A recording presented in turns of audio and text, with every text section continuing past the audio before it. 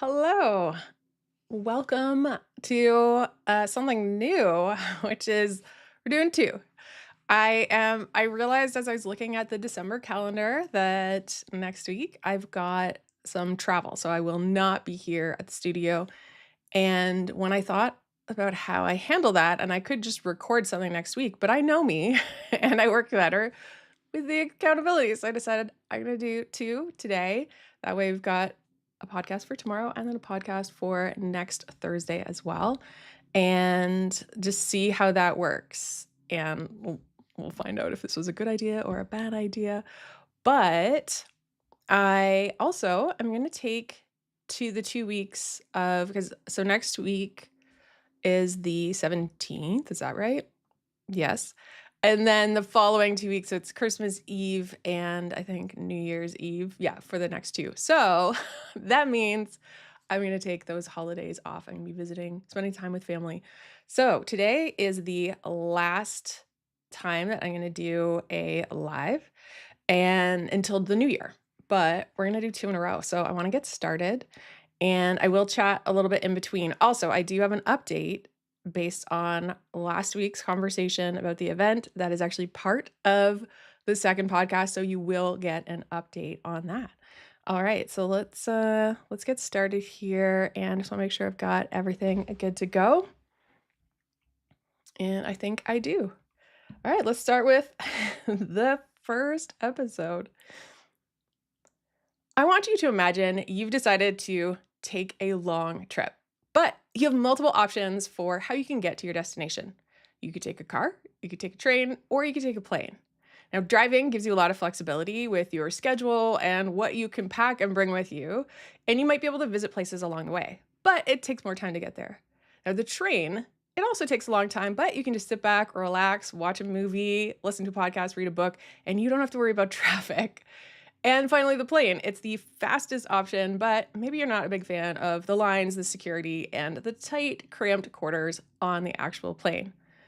All three are viable options, and all three are going to get you to your final destination, but you do need to choose one path, and you can only take one at a time. You can't fly and take the train.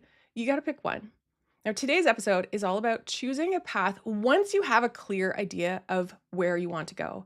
And it's actually inspired by an audience question, but I've also heard it from others.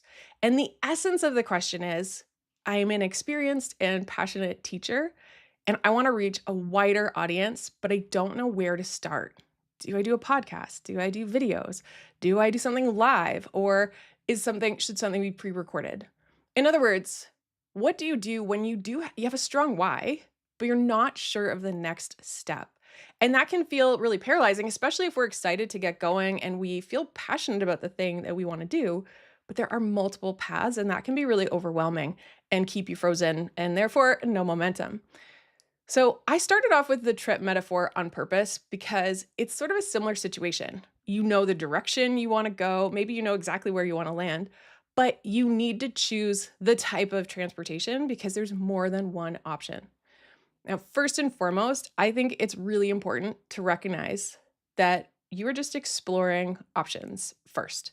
It's like looking up flights, looking up train schedules, driving directions. You want to collect information on the different paths. So there is a little bit of research that is inherent when you are trying to figure out the direction or the path you want to take.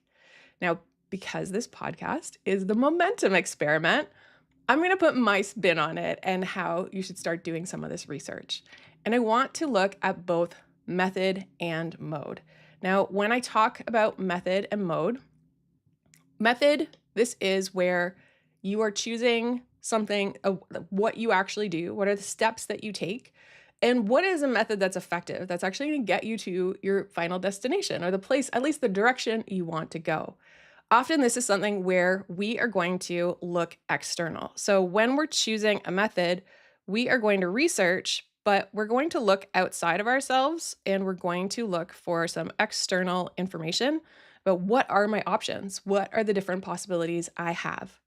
And when it comes to mode, this is about asking yourself questions. And so this is more where you are going to look internally and you're going to say to yourself, what works well for me? How do I naturally work?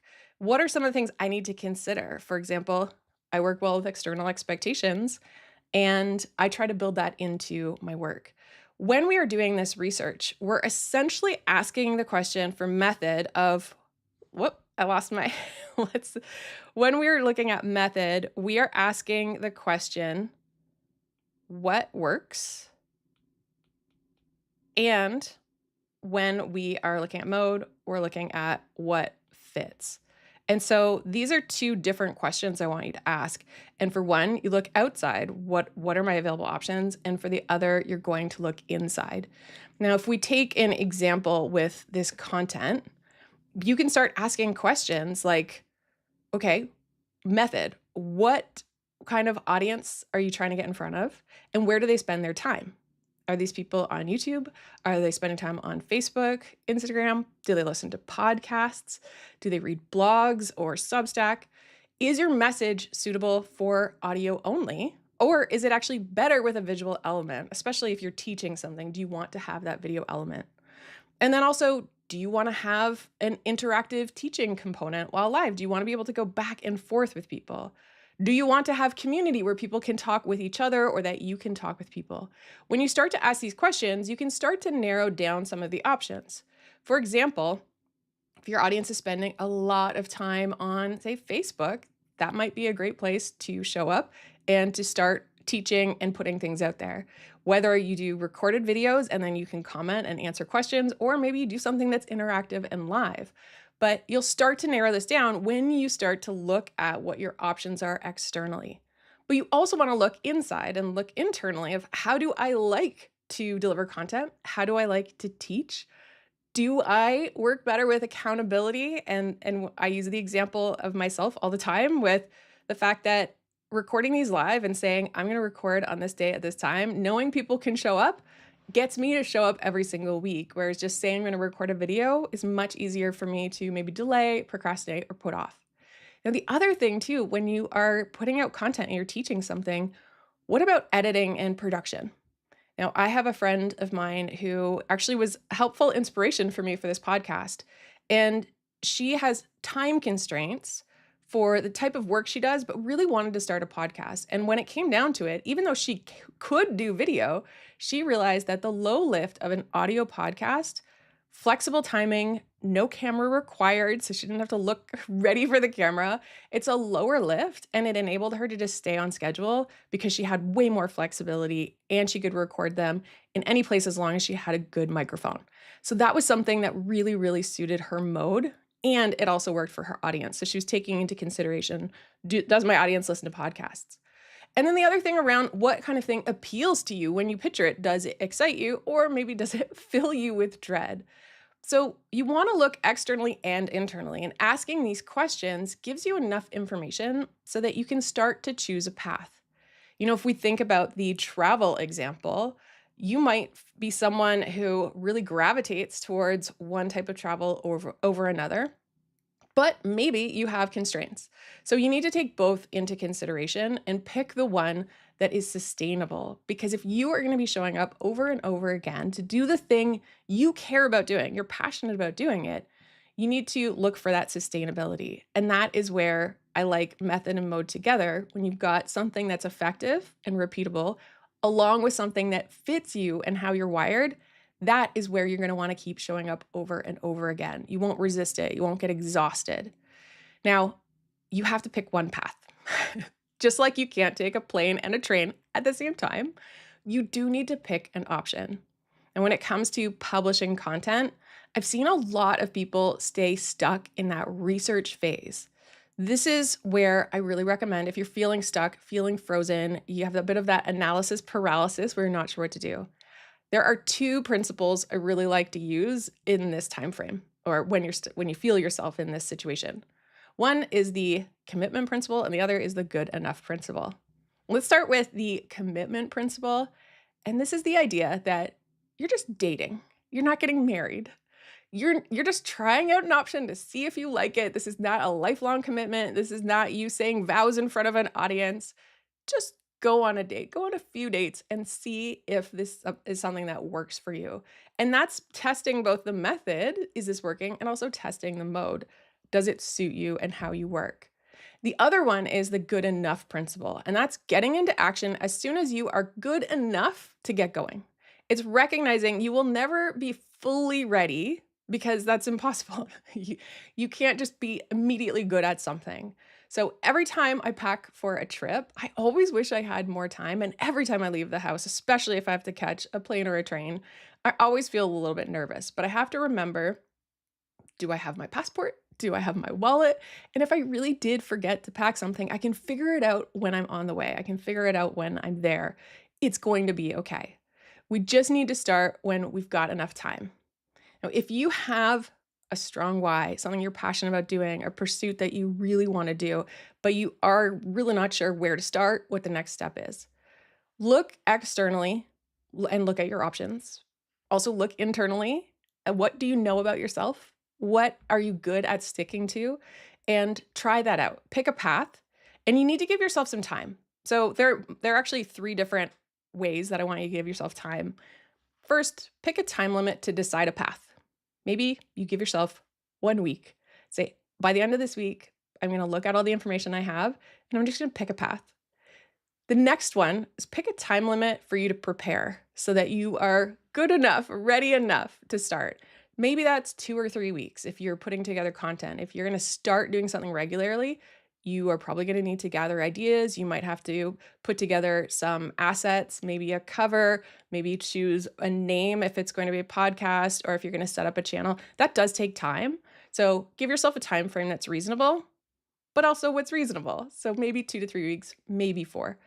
Then when you get started, I want you to pick a time frame for how long you'll give it a chance. And I would say when it comes to content and putting out regular content, give yourself at least 3 months, knowing it can take a lot longer to get traction when you are trying to get a message out there.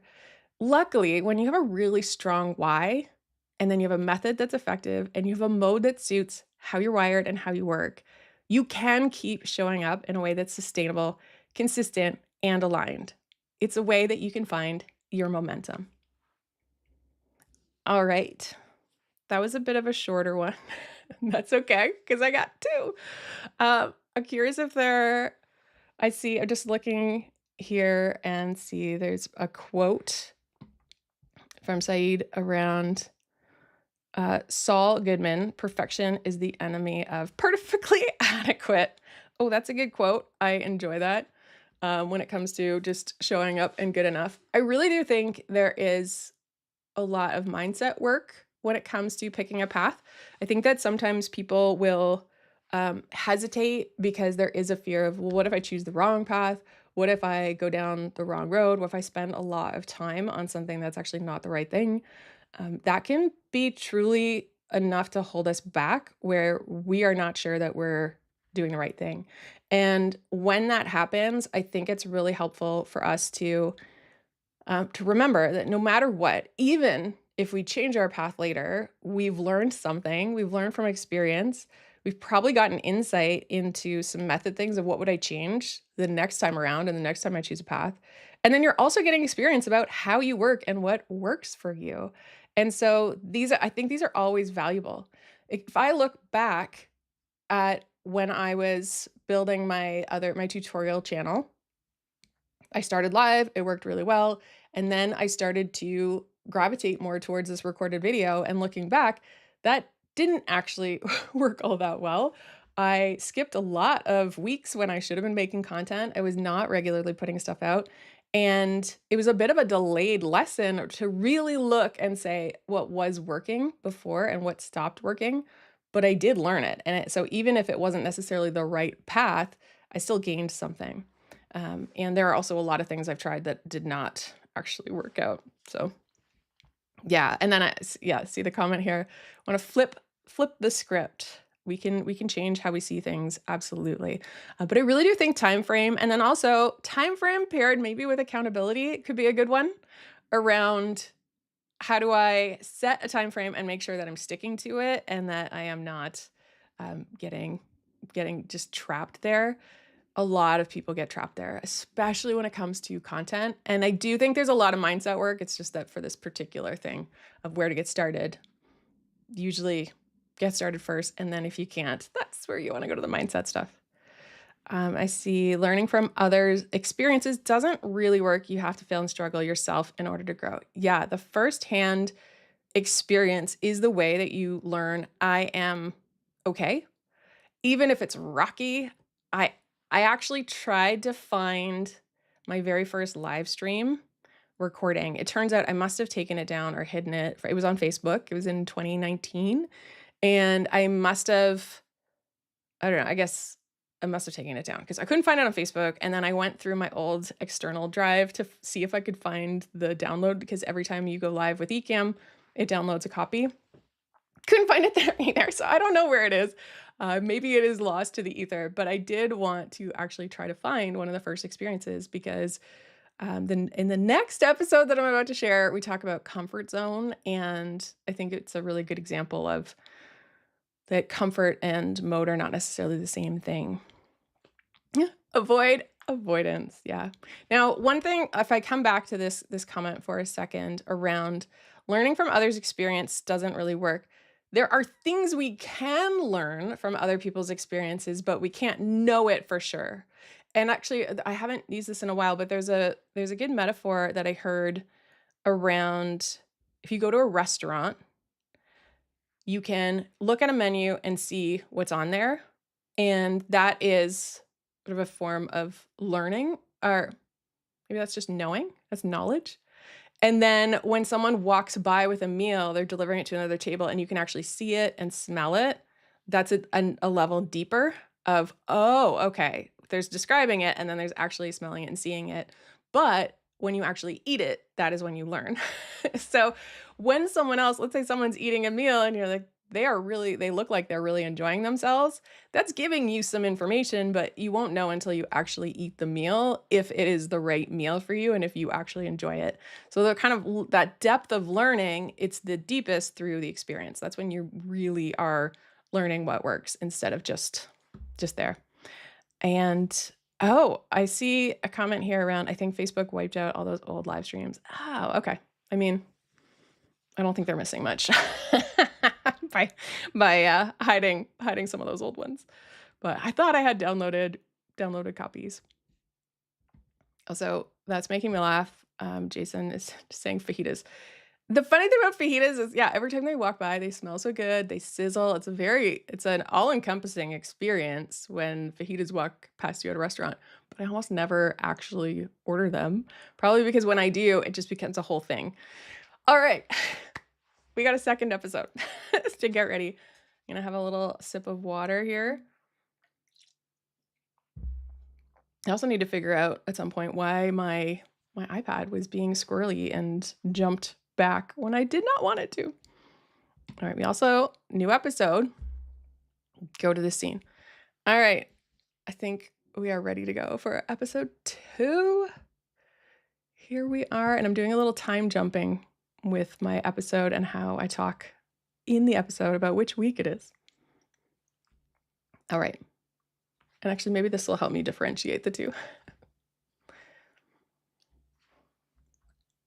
Have you ever been giving advice and only after you say it out loud, you realize you really need to hear it too? Now, for me, it does happen regularly, but I want to share a specific example related to this podcast in recent history where I really needed to hear it myself.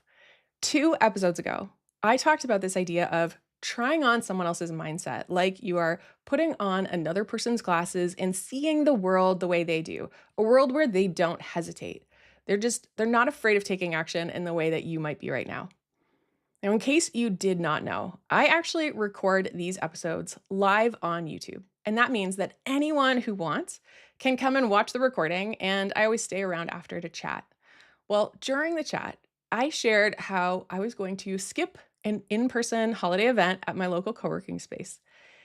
I feel really uncomfortable going to events where I don't know anyone else attending, so I tend to skip them. And I was sharing how that was my intention, to skip it.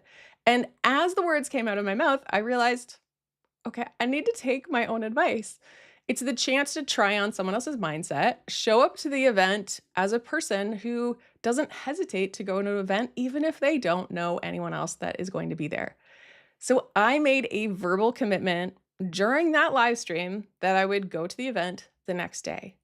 And sure enough, signed up and said, yes, I'm going to go. But since that stream, I have been thinking a lot about comfort zones and specifically about how it's possible to confuse your mode, how you work, with your comfort zone.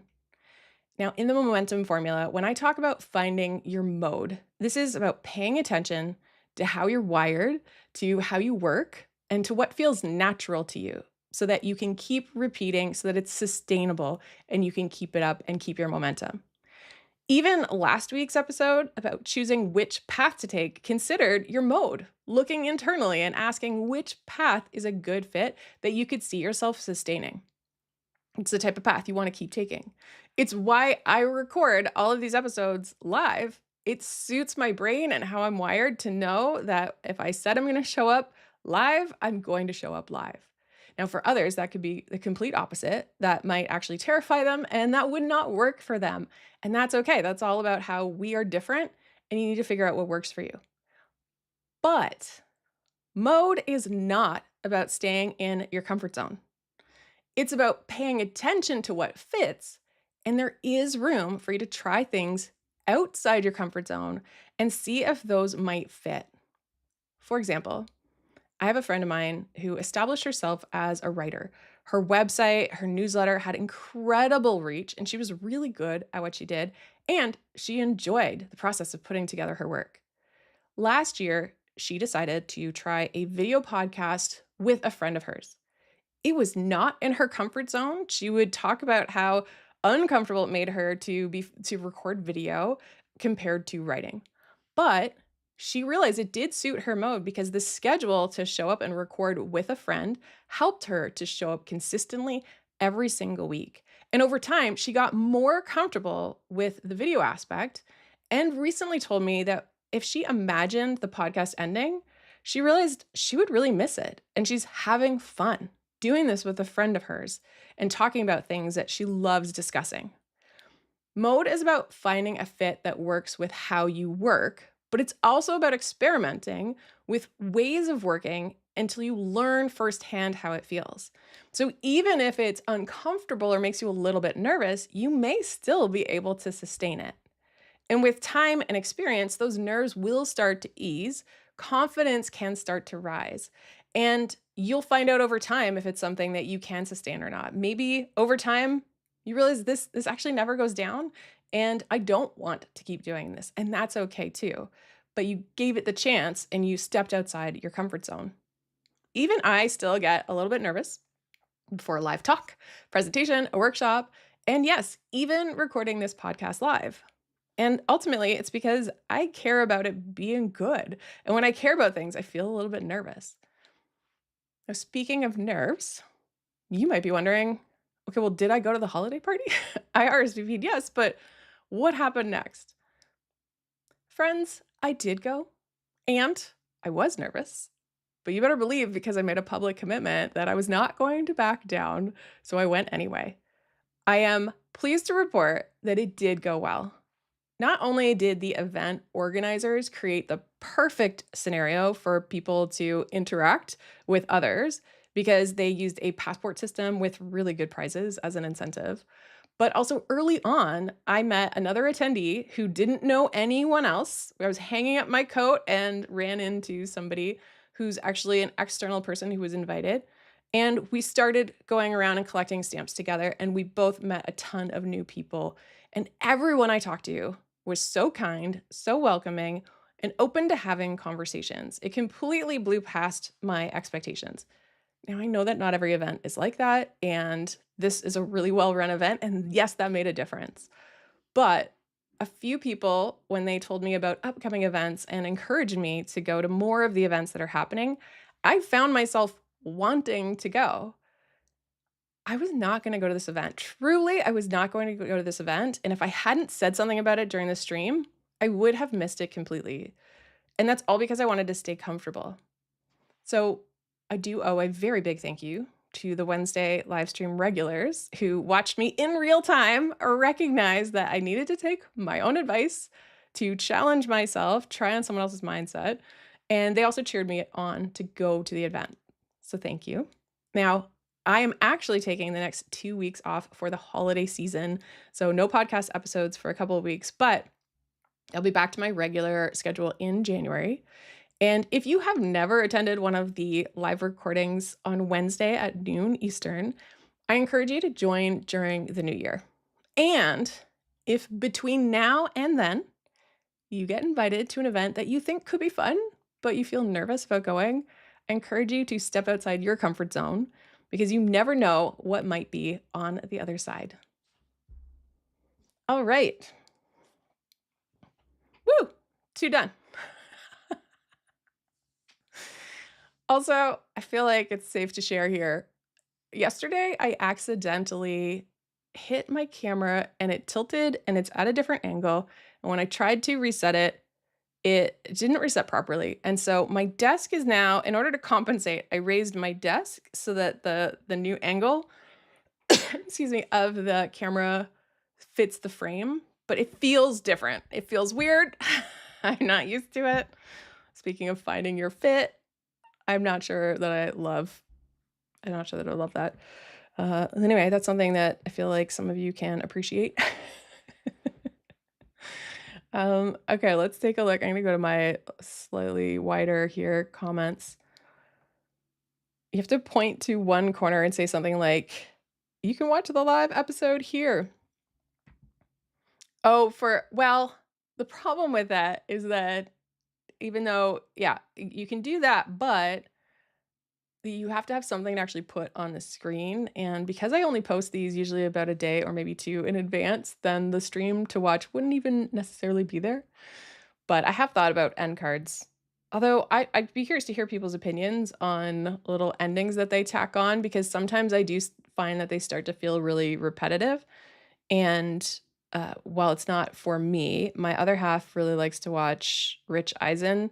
And Rich Eisen used to have a little, what is it? Is it a stinger? What's it called? Where he just have a little thing at the end or bumper. And it, he used to get really annoying, but it would get stuck in my head.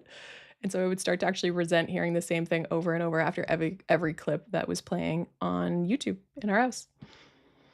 Yeah, banking that content. So this is a new experiment, and I did consider, do I bank content over the holidays? But then I decided, no, I think it's perfectly reasonable just to be someone who takes a couple weeks and does not have the pressure to put out episodes. And breaks are normal.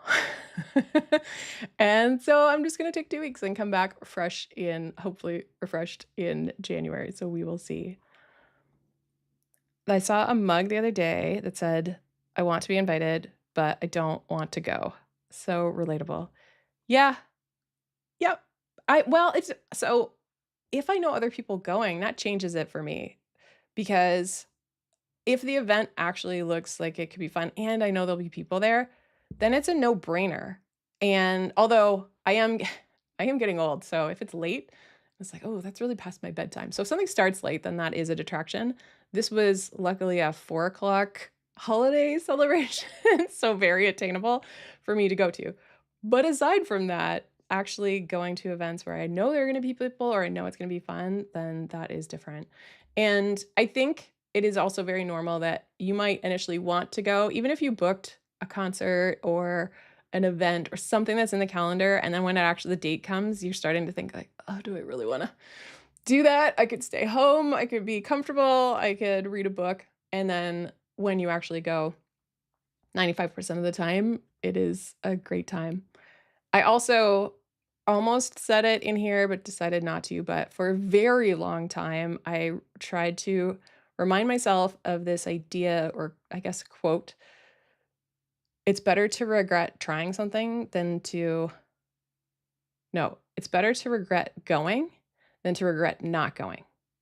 And this is something that I adopted in my first year of university because in the first week, skipped a couple of events.